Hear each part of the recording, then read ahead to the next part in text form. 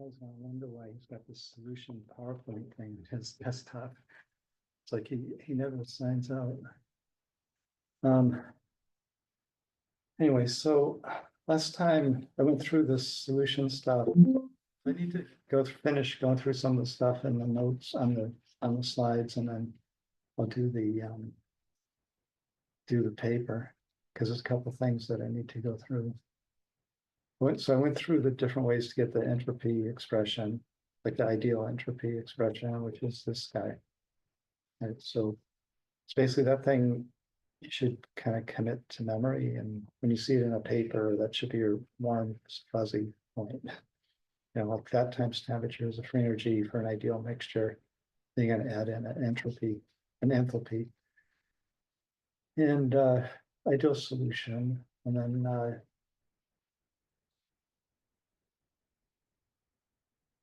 so then I went through the idea that if you have a real solution, there's two ways to go about it. You can have the ideal term. So this is free energy divided by KT. So if it's RT, it would be molar, and if it's KT, then it's number, like it's actual number of things, right? Marbles.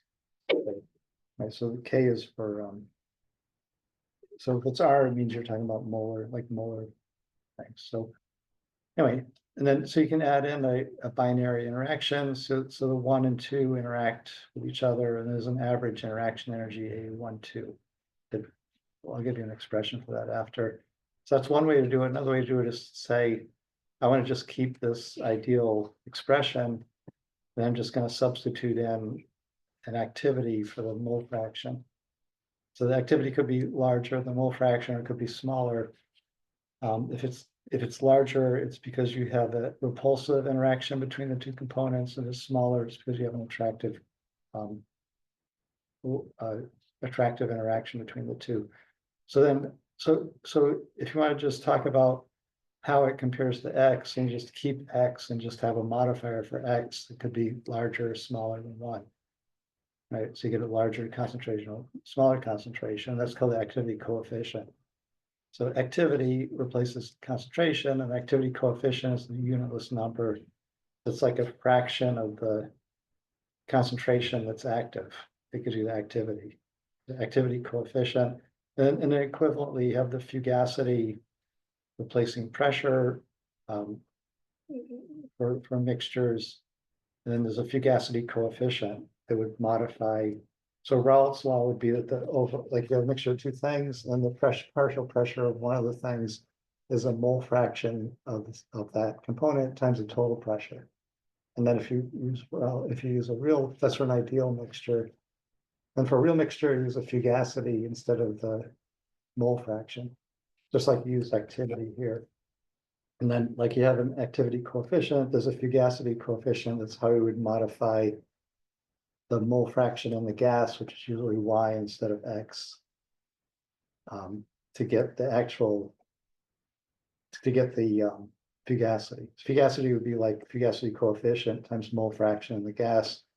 Activity is kind of in solution, so it's the activity coefficient times a mole fraction in the solution. Right, so it's a lot of terms. In the end, everyone's looking for the activity coefficient. When it's 1, it's an ideal. So that means that activity equals the mole fraction, you have an ideal mixture.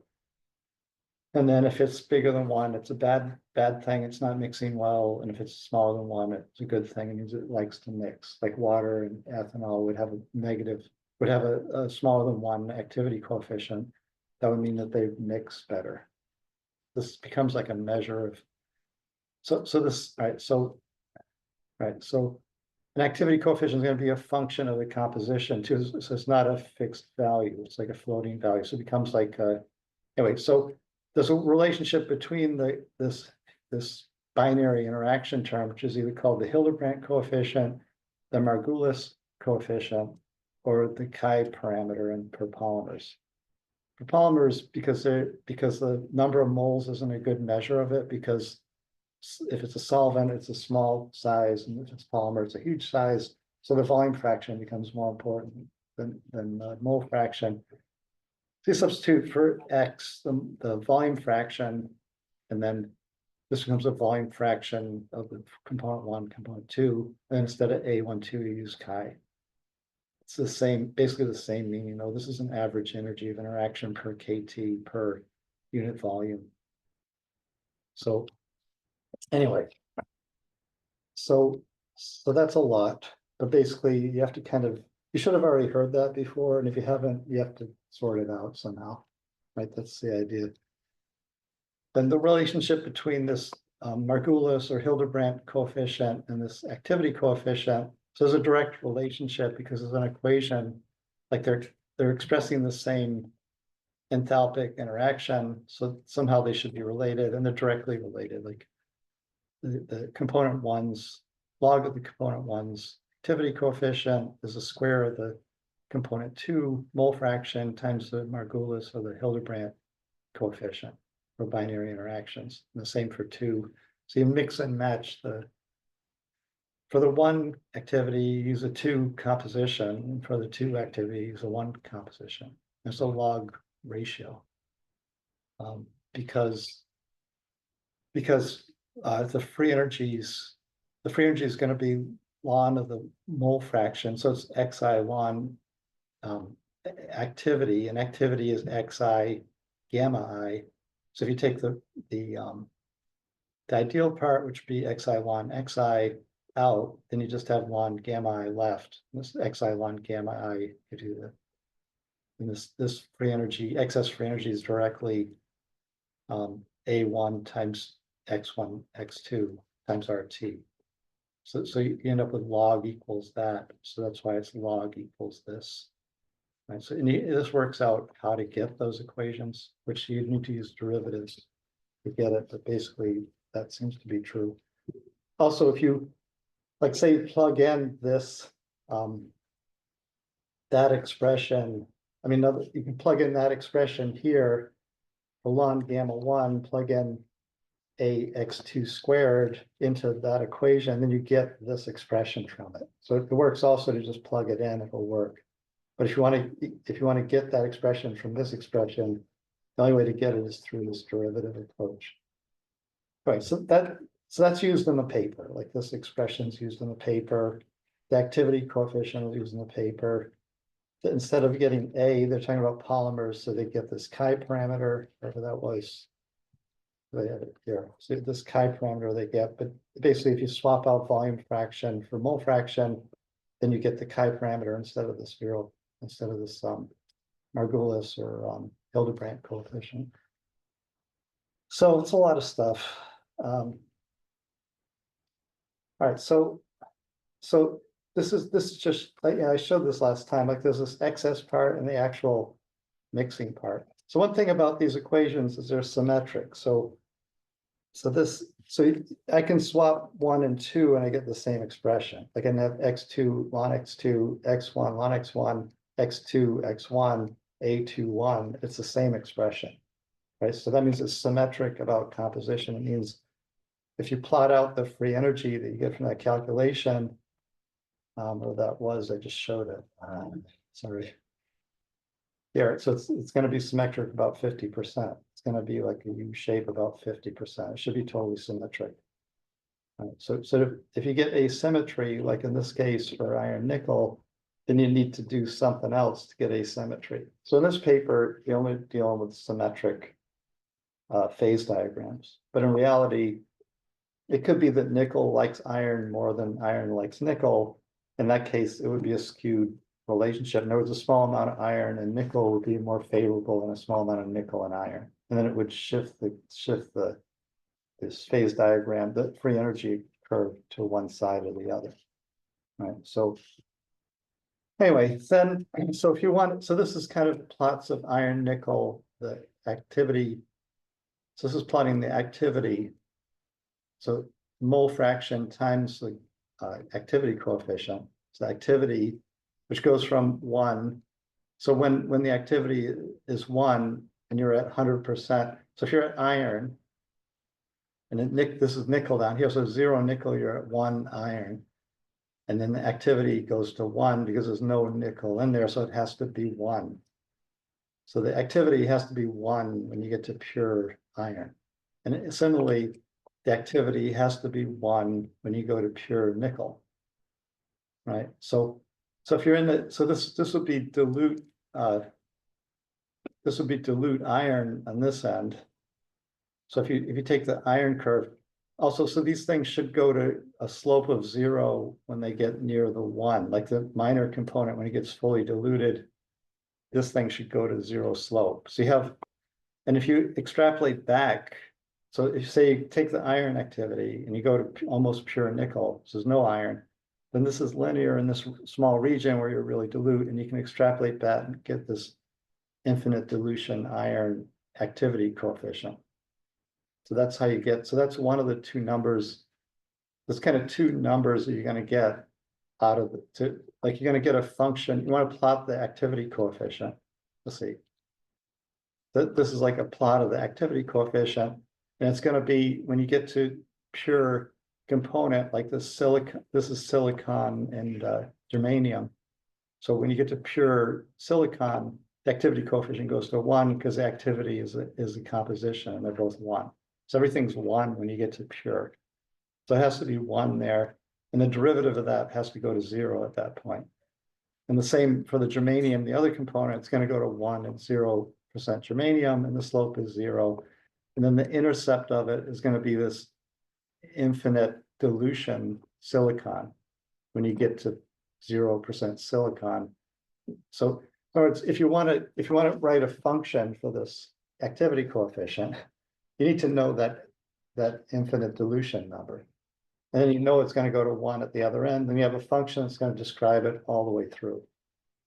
Hopefully a continuous function. It doesn't have bumps and things in it, right? So the function could be any function. So you could just use a Taylor series expansion to get a function for it, right? So anyway, so getting the activity coefficient, since you can use the activity coefficient to get the Hildebrandt number using this expression.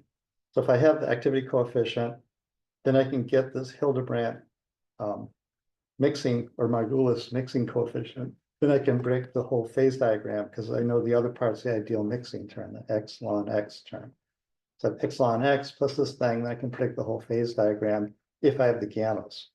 Right. So getting the gammas can become the main task of what you're doing and looking at miscibility of 2 things.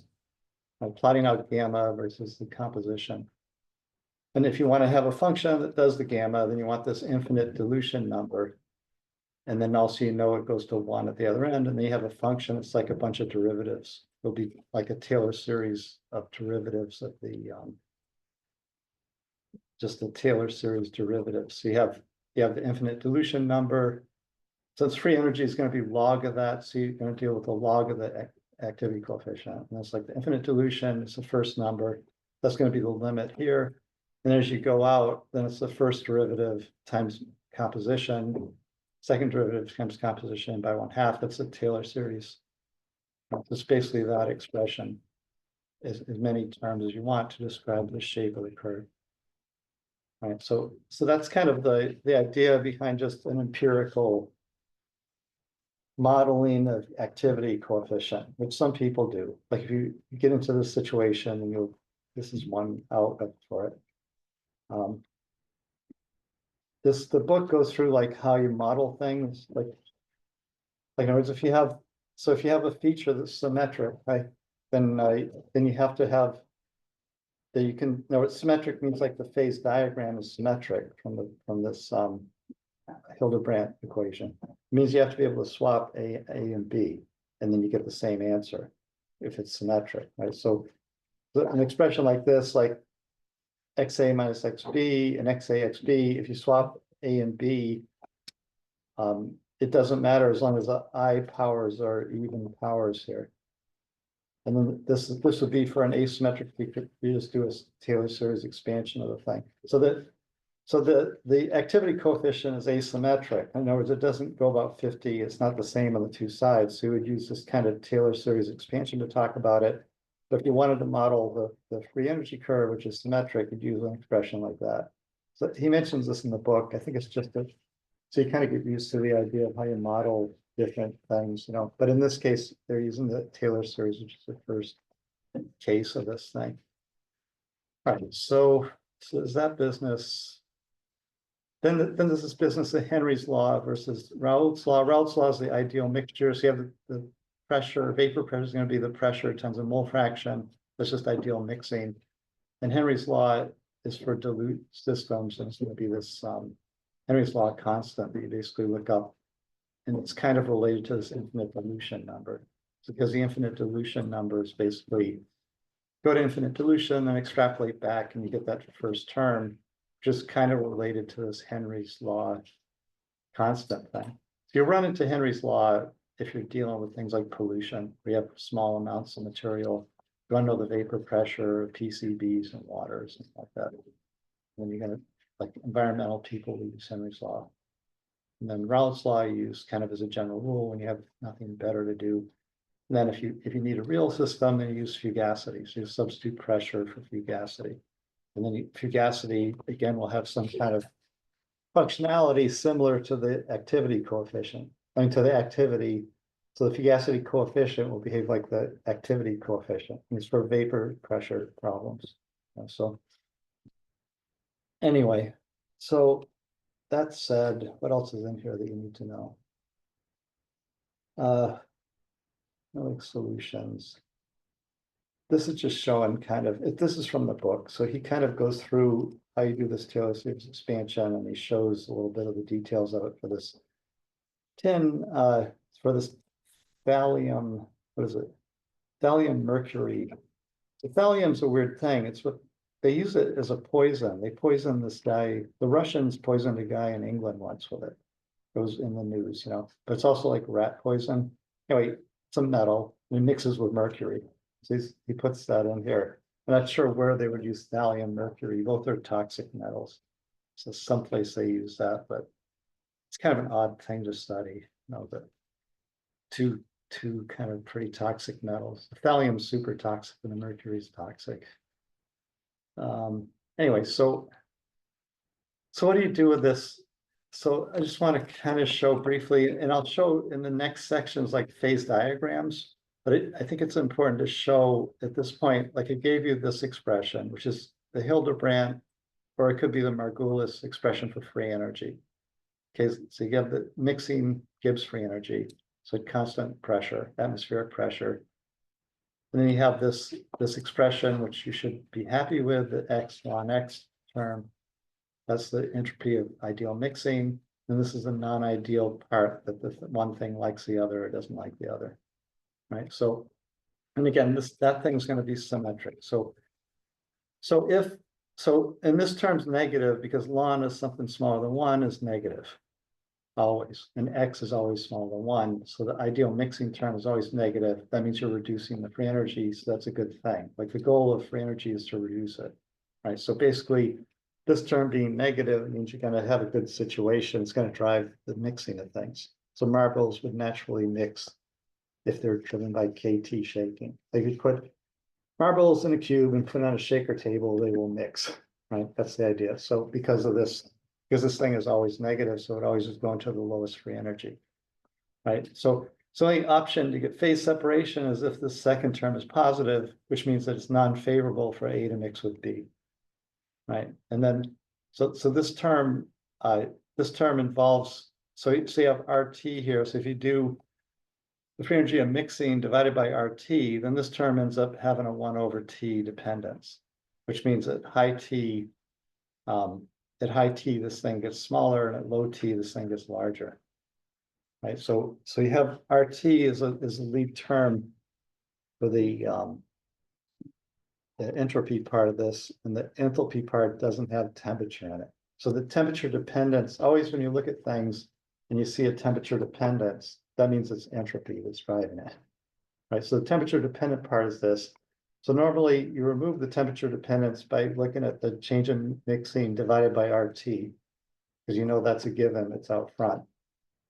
You know, it's like that gives RT gives you the units of energy. So that's kind of how you get energy. Everything else here is unitless, right? So if you divide the omega by RT, then the enthalpy part of this thing has an inverse temperature dependence. So it gets smaller at high temperature, which means that it gets larger at low temperature, which means that things would normally phase separate when you cool them down.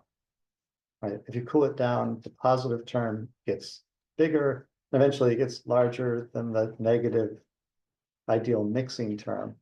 And at that point, the thing would phase separate, right? So that's generally the idea of how this system works, right? And it turns out like you can predict almost everything from that. Like it's a simple thing, it's a one parameter function, and you can predict like phase behavior of almost everything in the universe from that. I mean, with little twists, but basically it's generally the way things work, right? So it's kind of surprising, but that's how it is. Anyway, so what does this look like if you plot out the free energy? So when you're at a high temperature, so that means that this omega term is much smaller than this term because you're dividing by temperature. So if you take out the RT, divide this by temperature, high temperature, this becomes small. Then you have just the ideal mixing, and then you have this smiley face, right? So that's good. That means it's miscible. Any place you go here, then you have a small fluctuation. The uphill part is always larger than the downhill part. If you have equal, you have to have equal fluctuations. So you're at 0.2, you can go to 0.19 or to 2.1, and those two have to be in equal parts. And the 0.19 is a larger free energy than the 0.21. When you add the two together, you're going to get a positive deviation in the free energy. It means it's going to bounce back. It's like a spring, it's going to bounce back to that composition, no matter what fluctuation you do. The worst case would be at the critical composition, 50%, and then everything's uphill. So any fluctuation is killed at that point. Like it always goes uphill so much, and it would just drive it right back. So if it was the springs, the biggest spring is kind of right here, because it's right, and then it's a smaller spring as you go up, kind of, right? So anyway, so you change the temperature, right? So you change the temperature, you lower the temperature. So you have like salt and water, you cool it down, it phase separates. So sugar and water, as you cool it, it'll phase separate, or you heat it up to mix it, right? So anyway, so as you cool it down, so you're going to have these curves go up, and then finally you reach a point where you reach the critical temperature, which is where these two terms are equal to each other, right? And at that point you can calculate what that temperature is. Could you set delta G to 0? And then you could equate these two, and you could calculate what T is in terms of this Hildebrandt coefficient, right? So you can calculate the critical temperature from this equation. And then you keep going down in temperature, and then you get this kind of frown face, which means like if you go here, everything is going to lower the free energy. That means it wants to separate. So you have 0.4 or 0.5, and you have a small fluctuation. Well, that lowered the free energy. So it gives a bigger fluctuation. That lowered it even more until you get to this point where it's a smiley face again over here, right? So at that point, you've reached equilibrium. And if you draw a line through that, the change in free energy with composition is the chemical potential. So the chemical potential at that point and that point are equal. And those are the two phases that you make, right? Those are the two phases that are in equilibrium. So this thing can predict phase separation, the composition of two phases, and what the chemical potential is for the two phases, and kind of describes exactly why that kind of thing happens, right? So this is kind of like going through temperatures, kind of a blow up of that. And then if you take those two compositions at T5, you plot them on a plot of temperature versus composition, then that point and that point are the two phases that are in equilibrium with each other. And then in this region, you have miscible, this region you have miscible, in this region you have two phases. But at any particular composition, you have to separate along the tie line into those two phases. Right, so the thing can predict exactly how things are going to behave, even though it's so absolutely so simple. So it's a one parameter. So all right, so if you want to predict the entire phase diagram of the system, what do you need to do? You need to get one composition, find out where it phase separates. And at that point, then at that temperature, because you have that temperature and that composition, you can calculate what the A is, then you can predict the whole thing from one measurement. Right? It's like really powerful if you think about it. Like so if it's a liquid mixture, when you cool it down, it turns into like milk. So it's called a cloud point. So you reach that cloud point, you have the temperature, and then you calculate A2, and you can predict the whole thing. Right. So it's like incredibly powerful, actually. Right, so anyway, so this is just showing the same thing. There's another twist to this. There's an inflection point here, right? So that's called the spinel. This is called the binodal, those 2 points. I'm not sure, I mean, there's two of them, so maybe that's why binaural, it's called spinaural, and I don't know what the origin of that word is. But basically, it's an inflection point where you go from frown face to smiley face. So if you're in the middle, see, things will just spontaneously decompose because everything's downhill. If you get to this inflection point and then you get over here, well, the uphill is bigger than the downhill. So it won't decompose unless it has this other phase present, the phase it's going to grow into. So it needs a nuclei to grow in that region. Right. So that region from the spinodal point, the inflection point to the minimum, that's the nucleation growth regime where you need to have dust to grow a phase. And there's always dust. So you always grow a phase. The phases that grow will be like spheres. They'll just grow out of dots wherever the dust particles are. If you're in the middle part, that's called the spinodal regime. And that's where you have spontaneous decomposition. So whatever fluctuations in composition that you have in the material will just grow, automatically grow. And the fluctuations are like a random network, like a web. So the structure you get out of that is like a web. It'll be like a 3D web. There's two different kinds of phase separation, nucleation and growth in the spinodal, and it's governed by this derivatives of this free energy curve in the two-phase region. Right, so I'll talk more about that later on, but basically I thought it was good to kind of say that because that gives you a reason that this equation is important, like why you would use that equation. Then we don't need Del for this homework. I can talk about that later. Asymmetry, we can talk about that later. What we need is this business of I already talked about that, but how you get this thing, and then this thing you need. So before, like in the chapter 1, then at the end of it, I said Gibbs-Duhem equation. I said like people use it sometimes. It's basically like this equation. So the mole fraction of A times the chemical derivative of the chemical potential of A plus the mole fraction of B, derivative chemical potential of B is 0. So for whatever reason, you can obtain that equation. Right, and then chemical potential is the free energy per mole. So that's the log of the activity coefficient. Right, so the derivative of that is the derivative log of A. And then the derivative of A is the derivative of gamma times X. And ln of gamma times X is the same as ln of gamma plus ln of X. So you have ln of XA, ln of gamma A, and then this activity B, which is the chemical potential B, ln of XB plus ln of gamma B. So you have this ln of XA. So d ln of XA is the same as dXA over XA, believe it or not. Okay, so basically definition of d ln XA is dXA over XA. You have XA cancels XA, so you just have dXA. And ln of XB is dXB over XB, XB's cancel. Then you just end up with XA plus XB, but XA, if it increases, B has to decrease by equal amounts. So the sum of those has to equal 0. That means that this expression, the original Gibbs-Duhem that we had from the last time, ends up being just, the XA terms cancel and just have the gamma terms. So the use of that is that if you can calculate one gamma, then you got the other gamma because they're related by a derivative. So you can integrate one to get the other. So that would seem like an insignificant feature, but at times that can become very important, and it's used in this paper to calculate the gamma of the other component. So basically, that's why I mention it here. So like I said, this is Gibbs-Duhem is kind of an odd equation. It's hard to see the meaning of it, like looking at it. And then it's even, so basically it's an equation of desperation, like the what was it in Harry Potter, the room of necessity or something. There was some, what? Room of requirement. Yeah, so this is like the equation of requirement. So when you need it, then you use it, but you don't necessarily like understand what's going on with it.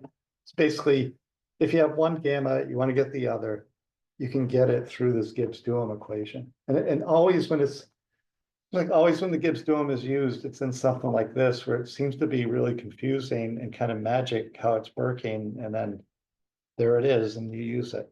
Because it's like one of the rules. So anyway, this is just showing like how you do that. It's like integrating the activity coefficient to get the other one. It's just showing an integral. It's from the book, figure 313. But anyway, so that's that. So hopefully I have time. Any questions and that stuff? I mean, it's a lot of stuff. It's actually like a pretty short chapter. If you already know all this stuff, it's pretty short. It's like a review. If you don't know it, it's like an incredible amount of stuff. So, I mean, so anyway, it's probably worth looking at it and get familiar with it a little bit. And hopefully the paper will help you figure out like what, if not, email me, and I can help you through this stuff as best I can, So anyway, so we got this paper. So the paper isn't easy. There's two papers actually, so they're kind of on the same subject. So it asks a couple of questions about both of them. So this is polymers. It isn't, all right, it's polymers, but when you do simulations, it's really difficult to do polymers because they're too big. So they use oligomers, which are like small. So using a 12 carbon chain, which they call a polymer, but it's actually an oligomer. It's actually dodecane. It's like wax, one of them, and the other one's polyethylene oxide, but it's only got like 3 ethylene oxide units. So I don't know, he even gives a name of what it really is. And they're going to do molecular dynamics simulation, and they're going to use this thing called LAMPS, which is like a Sandia National Lab. So you can put in like LAMMPS, and you can get this LAMPS thing, and you can download the code and you can run it yourself. And at the end, so we'll run, when we do simulations, we'll actually run some code in LAMPS. Like we'll have you write like the code in LAMPS, because it's like a shared, molecular dynamics simulation. So they say molecular dynamics, but you can do like anything, whether it doesn't have to be molecules. You can use like balls and just do like micelles. You can do anything in it. So basically, this molecular dynamics is just going to be that you'll take a set of rules for how things interact with each other. So you're going to have basically like Newton's laws, kind of how it works. Or Newton's laws of motion, so let me see. So the first thing in it, you need to have like set up like a random sample or something.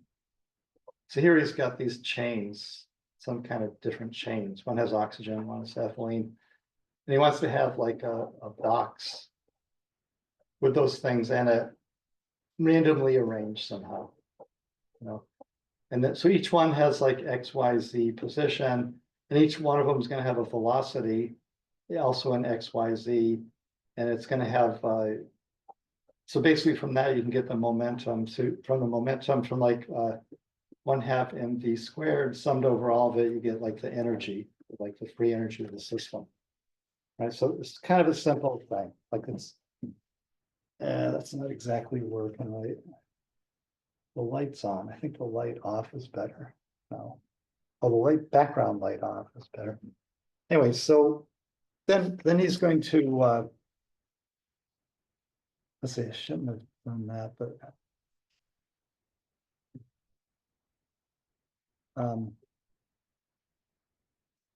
so the first thing he does is he uses this program, which I put in here, I'll link to it, this Cenomics Maps Amorphous Builder, which is LAMPS is free, but to start with, you need this box with the stuff in it that's randomly arranged. So you can write a program to do that if you want, or you can pay this Cenomics Maps whatever. So this just shows you basically set up. He's setting up this water, like randomized water in a box. And the program will just do it for you, So he starts with this. First, it sets up a bunch of water molecules. He tells it how many to put in there. And then he says, like, so he minimizes the free energy for the system. He lets this program will minimize the free energy. And then he says, like, somehow randomize it, and he ends up with this thing. Right. So that's kind of how, that's the starting point for the LAMPS thing. So the guy in the paper does the same thing, but with these oligomers. So 12 carbon polyethylene, then kind of 12 carbon polyethylene oxide. And he mixes the two together using this program. Right. So that's the first thing he does. And then he's gonna go to this lamps thing, he's gonna feed it into lamps and then let it do, so that each each polymer has like a motion. So he does something called coarse graining, so it's called united atom model. So basically so even with the 12 carbon polyethylene, it's actually 12 times 3 plus 2, whatever that ends up being. So it's like 100 atoms, right? And that's too many atoms because he's doing this for like 10,000 polyethylenes. Basically, that ends up being like billions of things moving around. So in order to simplify it, they coarse grain it, meaning you can take a few of those atoms, group them together, and then you figure out the interactions for a ball. So it ends up being balls on a string. And all the details about the molecules are with the potentials between the atoms. So when they approach each other, they have a repulsive or attractive interaction. And it's just going to let them run, bounce around, use those potentials in Newton's law of motion, kind of bounce around the thing. And that's it. You know, so it's actually pretty simple, but you can do pretty interesting things with lamps. So anyway, so he's going to do that and try to find out what the he's going to do that and try to find out what the activity coefficient is, and eventually from the activity coefficient get the chi parameters. He's got to map the chi parameter in the abstract. It shows kind of what he got from it. So this is the Flory-Huggins equation. Again, it's like the Hildebrand equation, but you swapped out volume fraction for mole fraction because the volume between the solvent and the polymer aren't the same. Then instead of the Hildebrand interaction parameter or the Margulis coefficient, then you have this chi parameter and volume fractions here. So it's the same equation, it's just volume fraction instead of mole fraction, right? And then, so the weird thing is this simulation. So this would be called, if you have a constant pressure, it's called a canonical ensemble in these simulations. And if you have a constant, or if you have a constant volume, it's called, if you have a constant volume, so that's a Helmholtz free energy, then you have a canonical ensemble. If it's a, so he mixes this up badly in this paper actually. So a canonical ensemble, if you get constant volume, you get the Helmholtz free energy, right? And the same with the Flory-Huggins equation is actually giving you the Helmholtz free energy, not the Gibbs free energy, but he says Gibbs free energy here. And then in his simulation, he does a PNT, which means constant pressure, moles, and temperature simulation, which would give you the Gibbs free energy, not the Helmholtz, which the Flory-Huggins gives you. If you want the Gibbs from the Flory-Huggins, you have to add PV to it. In other words, the association between Gibbs free energy and Helmholtz free energy is plus PV, right? So you just add PV to it, and you can get the Gibbs if you want it, which is an experimental free energy, right? So, but he's using NPT, meaning constant pressure, isobaric, not the canonical NVT, which would be the appropriate one to use for this. So it's a little bit mixed up. And then he just ignores that fact. Like basically he overlooks that throughout. What the consequence would be that you need to really add a PV term to the thing. You can't just run through it like that, but that's what he does anyway. Again, he calls them polymers like polyethylene, polyethylene oxide. This is like hand sanitizer. You put that with alcohol and you get hand sanitizer. And this one is like this is polyethylene, right? But if it was 100,000, like the way his is 12, right? So it's not really polyethylene. Anyway, so that's what he's doing. He knows what the density of those are. This is also suspect because the density of polyethylene is 0.89 and he's saying it's 0.64. Maybe because it's such a short chain, the end groups add to it. But even if you look at wax, it's still like 0.7. So he pulls these densities out somewhere and then he says it agrees pretty well with the simulation, but the numbers he's using they don't seem to be the right numbers, you know, but that's another little twist to this. And then he claims that even though for a bulk sample, there's trillions of atoms and he's using like maybe million atoms in this. So, but basically he says you can see phase separation. So, but the distance for that phase separation would be like 10 angstrom. Or 100 angstrom or something. So it's much smaller than any kind of phase separation we talk about in reality, you know, in experimental. But that said, I mean, he says that phase separates and this doesn't, right? So you can kind of see and believe if you want. But anyway, so what is he going to do? Like in the end of this simulation, this molecular dynamics simulation, well, you have exactly this thing. You know, you're going to have a bunch of atoms, positions, you're going to have X, Y, Z, you're going to have their velocities.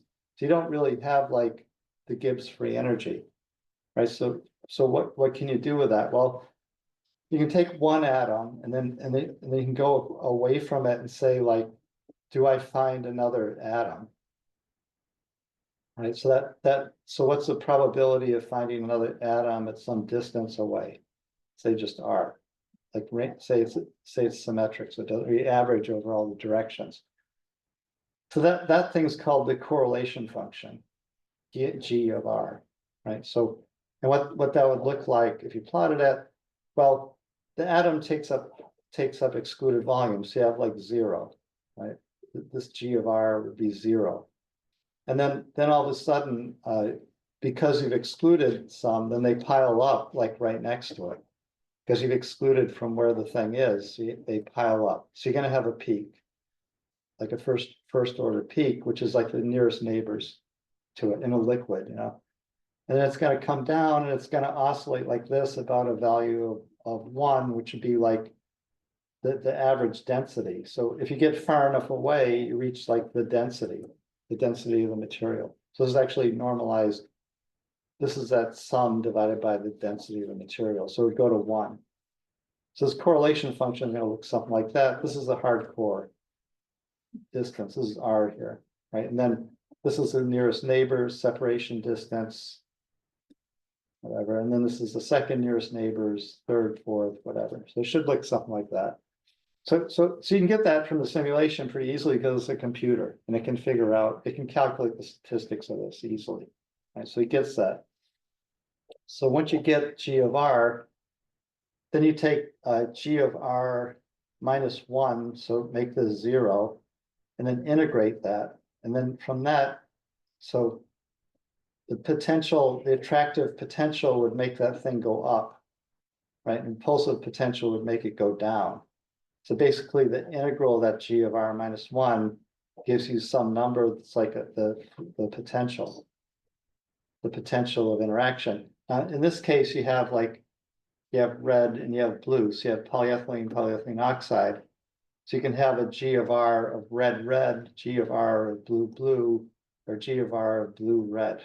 They're all going to be something like that same kind of curve. Like you should have a first order peak, and then it should kind of decay down to 1 and start at the hardcore repulsion. Right, so you have 3 of those. So of these integrals of interaction, so you're basically getting the energy of interaction of like 1, 1, 1, energy of interaction of 2, 2, energy of 1, 2.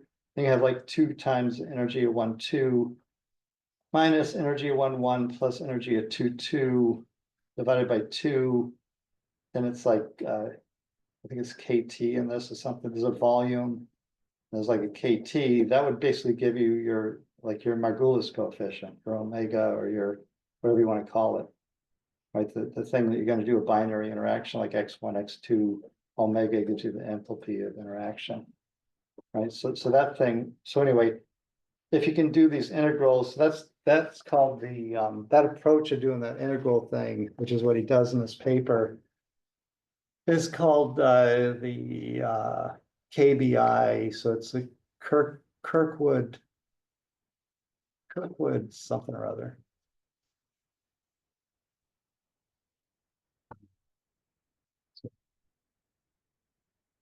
But it's an involved paper, but you can learn a lot from this paper if you read it. So it's good. That's on the topic of what we're doing. So it's called the Kirkwood Bluff. That's what it's called. So there's a wiki page for Kirkwood Bluff. In fact, he references this wiki page. This is the GIJ, if you like 1, 1, 2, 2, 1, 2. This is the average bulk one, and that's the thing, and that's going to be that oscillating that has a hard core and then goes to 1. You know, subtract 1 to get it to go to 0 and figure out the offset from 1 from the average density gives you this number, which is like called the Kirkwood Buff integral. That thing relates to the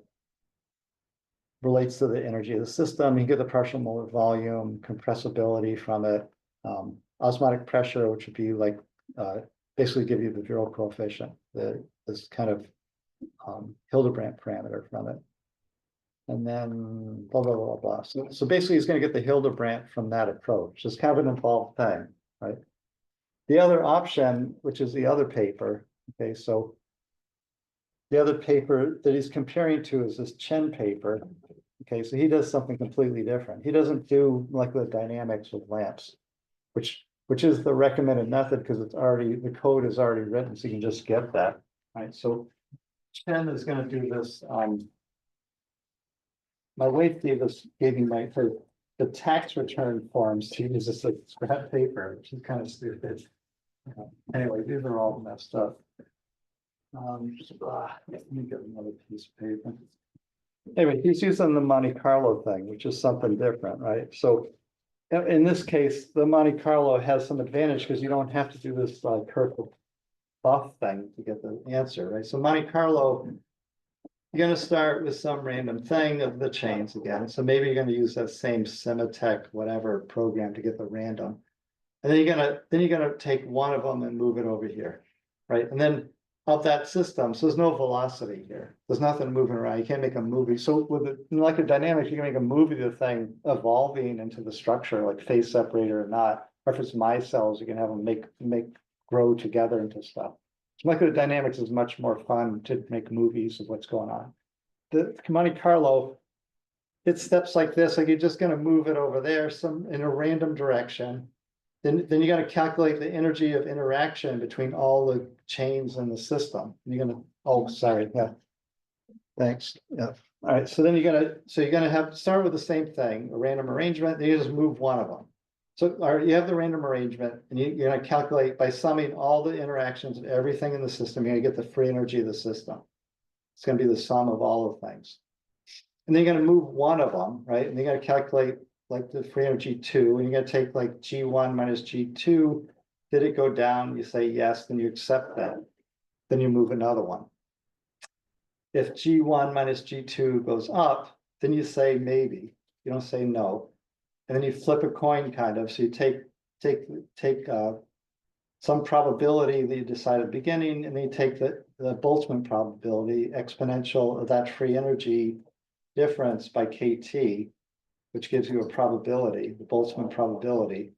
And you compare those, your pre-selected probability and that probability. And if you beat the pre-selected, then you say yes. If you don't, you say no. So it allows some kind of bad things to happen. So you can get over energy barriers with it. Anyway, so then you just let that run along. So these guys, that's what they did. And then, all right, the advantage is every time I move something, I calculate the free energy, which is the thing I'm trying to get. So I have the free energy naturally in a Monte Carlo simulation. I get the free energy. That's the thing I'm simulating, right? So you don't need to do any Kirkwood buff manipulation of it to get it. You directly get the free energy out of the simulation. You know, so they didn't use lamps to do it. They wrote their own program at Minnesota, and the other guys at New Mexico State. Yes. Oh, Las Cruces. Yeah, I guess, anyway, that's out in the middle of nowhere, this school. It's a pretty good school, but it's kind of totally in the middle of nowhere. It's in a place where you put the radio on and say, find a station, and then it just goes round and round and round. There are no stations there at all. It's pretty weird. It's totally in the middle of nowhere. It was originally a mining town, and like they made a mining school there, so. Anyway, but there's good people there, but basically it's kind of really isolated. So they get the same information, they get the chi parameter from it, right? By basically doing this, and because they get the free energy with every pop. So there's competitive approaches to this. And in this paper, he's trying to compare the two. You know, so he has this Kirkwood buff thing with the integral, and then he plugs it into kind of a complicated equation. You don't necessarily need to read much of that, so that we're kind of looking at where he starts to use the thermodynamics part. So this thing, like we have that equation, that's a chemical potential. This is the ideal mixing term. So this is the Gibbs free energy per mole. There's an ideal mixing term. So this is the ideal mixture, right? And then if you want to get a non-ideal mixture, you add in the activity coefficient. So you get the activity, gamma xi. So we kind of have that. And then let's see what else he does.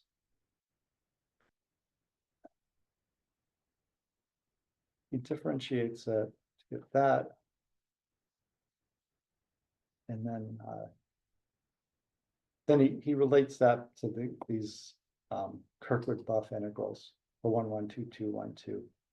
And then this is kind of from the wiki page. Like if you go to that wiki page, it gives this equation.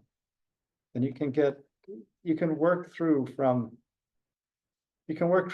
this equation to that equation. I did it, but basically it's not a question in the homework, but you can do that.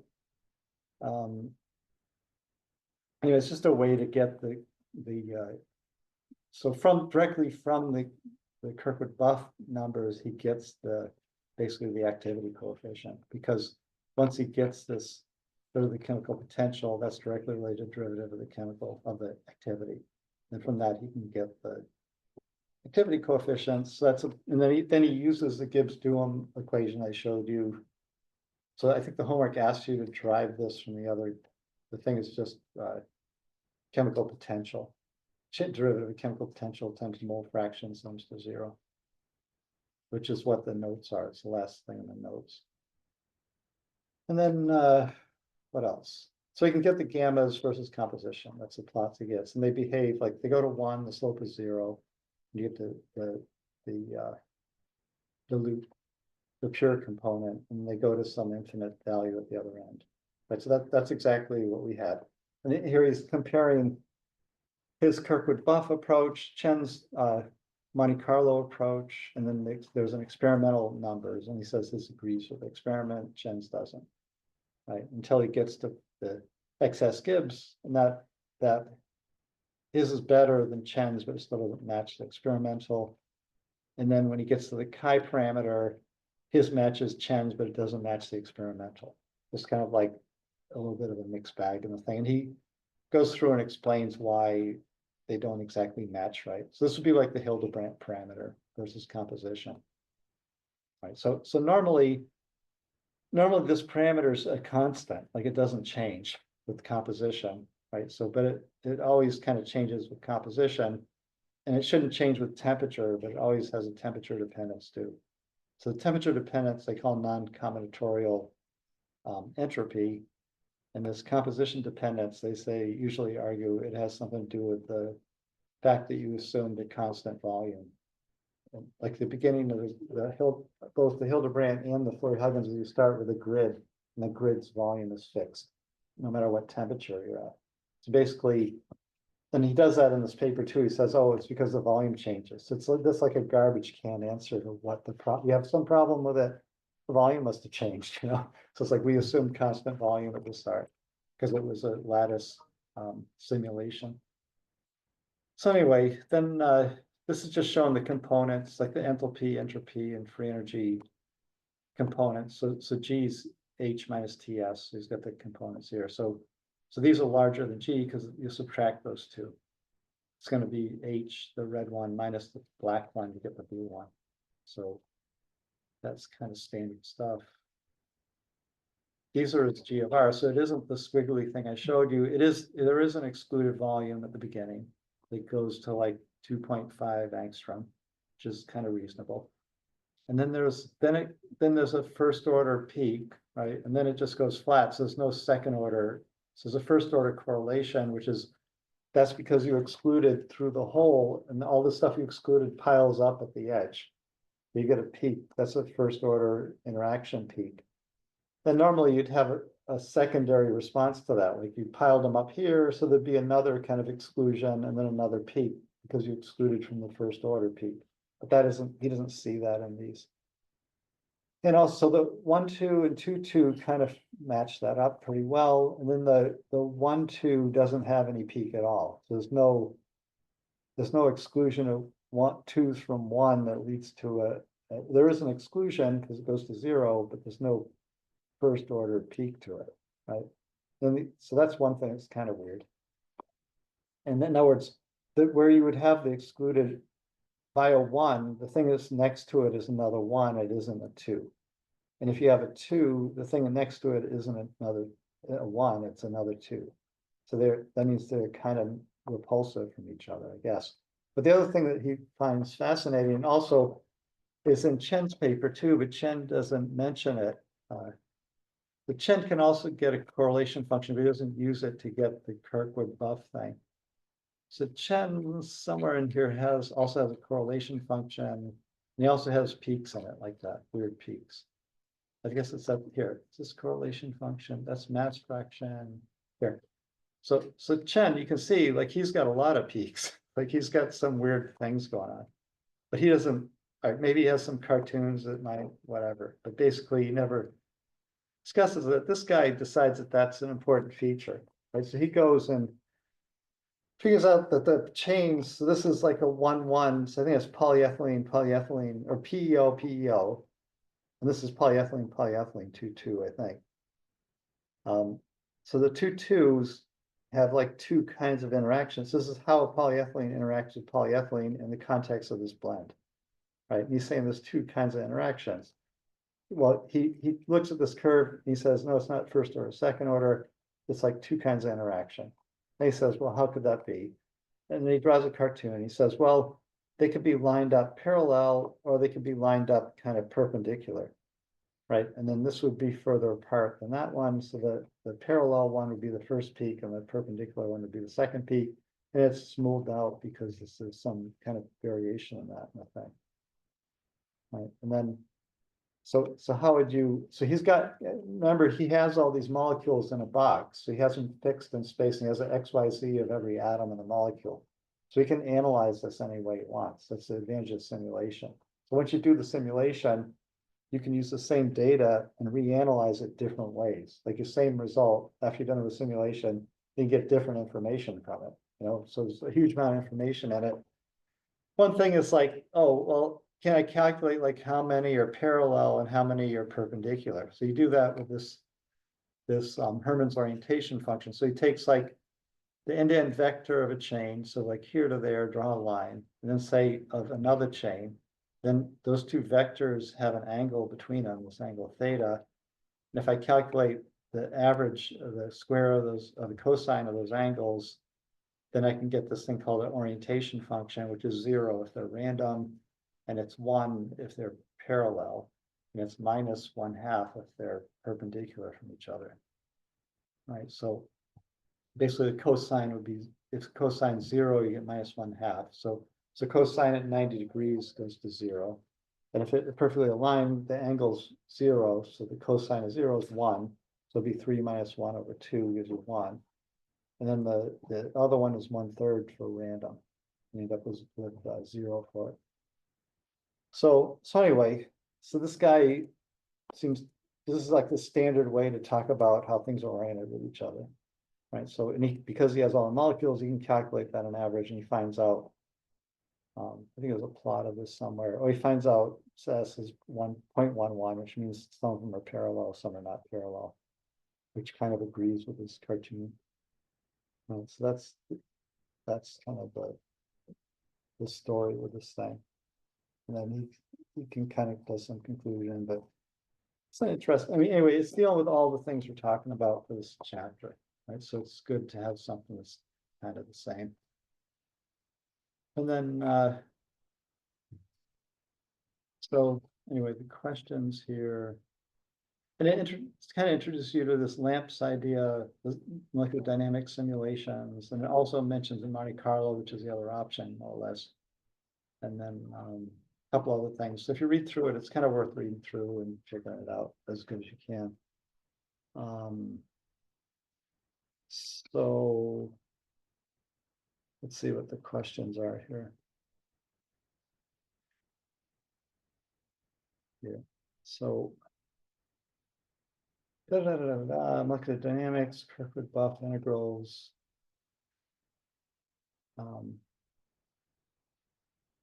Monte Carlo simulation of Chen, experimental measurement by this guy. And then he calculates this Hermann orientation function. So the web page gives a link to Kirkwood-Buff. Oh, all right. So he gives this book by this guy shows up a lot, this Ben Yan. I think especially in simulation papers, because I think he's a simulation guy that does fundamental thermodynamic stuff, so he's written a few books. But I showed you that, last time I showed you this book on entropy he wrote. He's also written this book, molecular theory of solutions. It goes through this Kirkwood-Buff theory, and he's also, I guess he's famous for inventing a way to do Kirkwood-Buff backwards. Like if you start with the free energy expression, you can calculate a correlation function. So he's kind of famous for that. It's like a reverse Kirkwood-Buff, whatever. Kirkwood was a guy, he did a lot of rheology stuff. He was at Yale.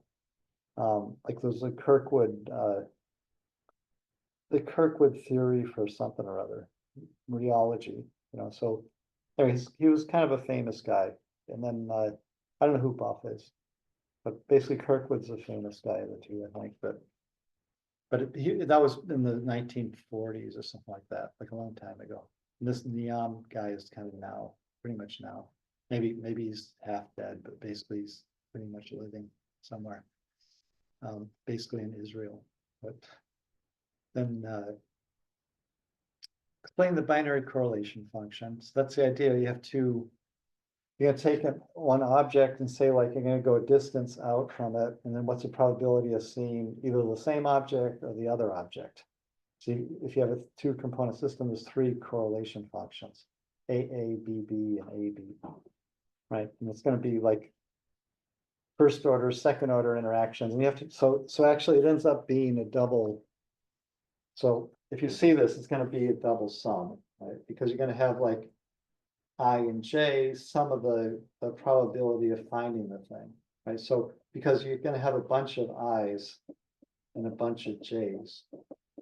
So what you want to do is take one I, say like bingo, I got one, that's one, right? At this distance R, then go in all directions. That's I equals one, but then you have like another one, I equals two. Do the same thing with that one. So you have to sum over all the initial ones. Then you're gonna have to sum over all the ones that you hit. So it's a double sum.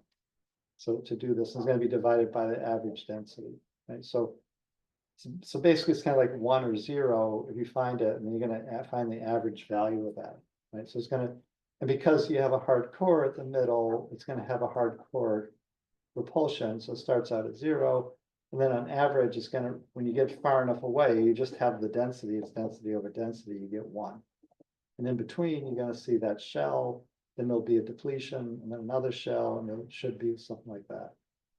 All right, so that's G of R, or like component 1, 1, or these two things you're considering. So that's kind of what, I mean, you can, there's a wiki page, you can kind of Google that, or you could even ChatGPT it, and it'll give you a really good answer. Like ChatGPT would probably give you the perfect answer for that, better than me. But so what is a binary correlation function? Even if you said within the context of the Kirkwood-Buff theory, it would definitely give you the answer for that. And then you can also put in the name of this paper and say, as used in this paper, and it will give you like, it'll find that paper. I mean, again, it's not thinking when it does this, it's randomly piecing things together in kind of a way that gives the right answer, because it's been checked. So it's just machine learning, like that people looked at it and said, yeah, even ChatGPT actually was that the right answer? Because it's going to use that information to improve the thing. It works, it works pretty well, but it's a little scary, but that's the way it goes. So explain what a binary correlation function is, very briefly, how Kirkwood-Buff can obtain and reported thermodynamic parameters from binary correlation functions. So it's basically, I showed you that you can do that. Like if you, I mean, the idea of that, to me, again, like it might be better, ChatGPT might have a better answer, but this is going to go to 1. So if you take G of R and subtract 1, then you're going to have this like plus minus thing. This end of it is attractive and that end of it is repulsive. So you can say, like, if I integrate that overall space, then I'm going to get like how attractive is it? That gives you the attractive potential for the system. If you multiply that by KT, get it to be energy, but it kind of gives you the potential for the system based on that correlation function. I think that's the whole gist of the Kirkwood-Buff idea. The reverse Kirkwood-Buff is that you can take the energy and get back the correlation somehow, if you're smart enough. Anyway, so how does this differ from Monte Carlo? Monte Carlo, every step of the Monte Carlo, you get the free energy of the system. That's what it's optimizing, right? So with a little bit of randomness. So basically, that's Monte Carlo using the metropolis method. Like metropolis was a person, not a city, but basically it's a city also, but the guy's name was Metropolis. So anyway, Monte Carlo is a city too. It's a different city. There's not a person. Anyway, so Monte Carlo means it's gambling, and Metropolis was a guy that made the math to do that. So on the same system, so it gives the same answer, but it's a totally different approach, because you get the free energy every time. You don't have to do Kirkwood buff to get the energy, right? So you could, because he ends up also with the position of all the atoms, he could get the correlation function and do the same Kirkwood buff, but they didn't, because they didn't have to, right? So anyway, so that's A. Any questions on that or anything? Then B, equation 2 is for Huggins equations. That's basically our Hildebrand equation with volume instead of moles. How's it different from Hildebrand equation? Uses volume instead of moles. For low molecular weight materials, so this is an issue. Like why would you even go to Huggins if you're using low molecular weight? They're the same size, right? So there isn't this issue that you have a solvent that's really small and a polymer that's really huge, so a mole fraction wouldn't work. These things are two things that are the same size and they're both small. There's no reason to go to Florey-Huggins. Like you could just use the Hildebrand equation. In fact, the way he does it, like he's just swapping out mole fraction and volume fraction throughout the whole paper. If you look at it critically, it's a mess, because this basically for this system is no difference, because the volume the volume fraction, because the two things are the same size, the volume and mole fraction are the same thing. And there are two things that are the same size here, especially if they're small, right? So anyway, the reason for the difference is it was invented because the solvent's small and the polymer is long. You have two polymers of different sizes. So you can't use mole fraction in that case. For this system, we're in 1 equals to 2. So I just said, like, it doesn't make any difference here. Here, chi by v is a value about 0.003. So it's a small number. It's positive. It's a positive number. So if chi is positive, it means that enthalpy, they don't want to mix, but entropy is driving mixing. So why is it miscible? It's miscible because entropy drives the mixing. There was a x ln x some term is larger than this chi term. 0.03 is a small number. Times the two mole fractions, that's an even smaller number. Right, so temperature can make it phase separate if you cool it down, but anyway, it's a small number. That's why they still mix. Then derive equation 9. Show how equation 14 is the same as it gives to them. So that's the last slide, and the second part of this is the last slide in the PowerPoint notes. Right. How equation 14 is the same as it gives to them, and then derive equation 9. You have to know what equation 9 is. This is the paper, equation 11, equation 8, equation 9. So that's just saying you have the activity. I don't know why I asked that. I should have asked derive equation 10. I mean, if you differentiate this, you can get that, but you have to do a couple things. So equation 9 is just like you swap activity for x and you get gamma x for it. Right? But if you wanted to get equation 10, let me write down what that is. It's not a paper. Let's see. You have mu equals mu star plus kt ln gamma x. And you want to get this derivative term x d ln gamma dx equals x over kt, and then d mu dx minus 1. Right? So you can get that. So you have ln gamma times x, right? Which this equals kt ln gamma plus kt ln x. So when it's ln, it's something times something, it's something plus the other one's ln.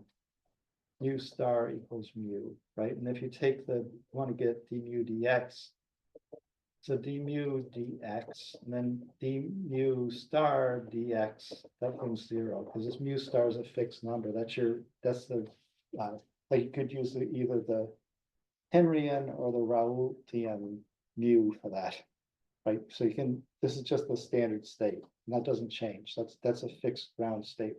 Because there's no like absolute free energy, like because you could always say like, well, I could break the atom apart and make nuclear energy, and then I would have more energy, right? So you need to define the ground state for things like free energy, enthalpy, entropy, because it's always, you can break down the subatomic particles and get more energy, right? So it's kind of like no limit to giving energy. So basically, you have to define where your starting point is. So, but in the derivative with x, that doesn't change. That goes to 0. Then you have kt, and then you have d ln gamma dx, which is that term, right? And then you have plus kt d ln x dx, and d ln x is 1 over x dx, and that thing is 1. So you have this ktx number. Then you have x by kt d mu dx equals, you divide it by kt, but you still have an x d ln gamma dx, which is, oh, and then you have plus 1 here, or maybe it's minus 1. Oh, so you have x over kt d mu dx, and then the minus 1 goes over here. Then this side of x d ln x. So that's how you get that thing. It's kind of like, at least I'm comfortable with it, but maybe you can't read that, but yeah. Yeah, oh, sorry. Oh, the thing's amplified. Huh? So, yeah, so let's see, I can kind of go through that. So this thing expands out to gamma and x. I just have 2 terms for that 1. This thing doesn't change with x. The derivative of that goes to 0. This is your du mu dx. Then you have this thing d gamma dx is a term that you want in the answer, times kt. And then this thing d ln x dx. So d ln x is dx by x. And you have dx dx, which is 1. You have to divide by x, you have kt over x. Then you multiply everything by that. So you get x by kt times d mu dxi equals x, and the kt cancels, d gamma dx, and then plus 1. So this thing's that thing minus 1, and then this thing. So it kind of works out that way. It's a little like math exercise, but I think that's what I intended for the question. But anyway, it's not there, so you can either answer that.